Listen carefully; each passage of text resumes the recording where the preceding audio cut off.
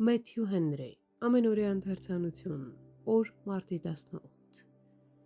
Իսրայելը թող հուսա Տիրոջը, որովհետև Տիրոջ մոտ կա ողորմություն և նրա մոտ կա շատ փրկություն։ Սաղմոս 130-րդ գլուխ 7-րդ խոսք։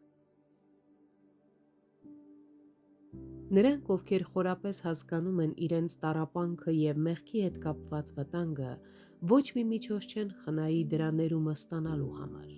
բայց քանի որ նրանք անզոր են մեղքը քավելու, Աստված չի կարող որևէ բավարարվածություն գտնել նրանց մեջ, բացի իրեն հանդեպ նրանց սիրո և նվիրվածության միջոցով։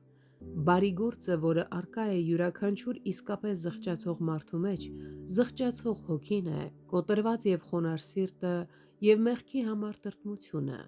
Սա սիրտ է, որը քնքուշ է և հնազանդ Աստծո խոսքին։ Երանի թե մեզանից յուրաքանչյուրի մեջ այդպիսի սիրտ լիներ։ Աստված սիրով ընդունում է այն, քանզի այն փոխարինում է բոլոր ողջակեզներն ու զոհաբերությունները։ Զղջացող սիրտը հաճելի է Աստծուն միայն Հիսուս Քրիստոսի միջոցով։ Չկա իսկական զղջում առանց նրա հանդեպ հավատքի։ Մարդիկ արհամարհում են այն, ինչ կոտրված է, սակայն Աստված այդպես չի վարվում։ Նա այն չի անտեսում, չի մերժում և չի վանում, թեև այդ կոտրված սիրտը ինքնին չի կարող բավարար հատուցում լինել այն արդարության համար, որ մեղքը գործել է Աստծո դեմ։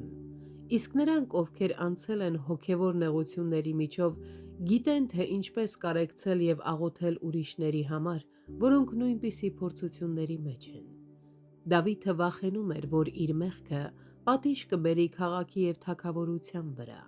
Ոչ մի անձնական վախ կամ զղջում չի կարող անտարբեր դարձնել շնորհ գտած հոգուն Աստծո եկեղեցու շահերի նկատմամբ։ Եվ թող սա լինի բոլոր փրկագնվածների մշտական ուրախությունը,